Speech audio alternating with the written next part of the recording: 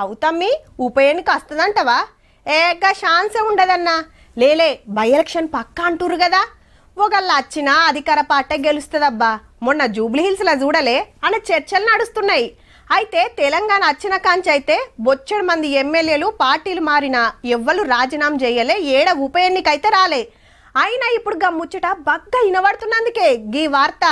సుత్తి లేకుండా సూటిగా రాజీనామా గురించి దానం నాగేందర్ సార్ని అడిగితే సందర్భాన్ని బట్టి అది నిర్ణయం తీసుకుంటాం. ఇంకా దాని గురించి ఏం చర్చ జరగలేదు. మరి ముఖ్యమంత్రి గారు అందరూ ఆలోచించిన తర్వాత అంటే ముఖ్యమంత్రి సార్ ఆర్డర్ వేస్తే ఎమ్మెల్యే పదవి విడిచిపెట్టి మళ్ళా పోటీ చేస్తానికి రెడీ అంటున్నాడు.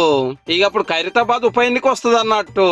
మరి ఈ పారు కూడా గెలుస్తావా సారు? ఇప్పటి వరకు సుమారు 11 ఎలక్షన్లు కొట్లాడాను. ఎలక్షన్ కు నాకేం కొత్త కాదు, ఫైట్ చేయడం నాకేం కొత్త కాదు. ఫైట్ చేయడం గెలవడం అనేది నా రక్తంలోనే ఉంది. కారు గుర్తు మీద గెలిచిన ఇంకో 9 మంది ఎమ్మెల్యేలు కూడా గులాబీ భవన్ లకు వెళ్లి గాంధీ భవన్ లకు వచ్చిరు. కానీ దానం సార్ కథ వేరు.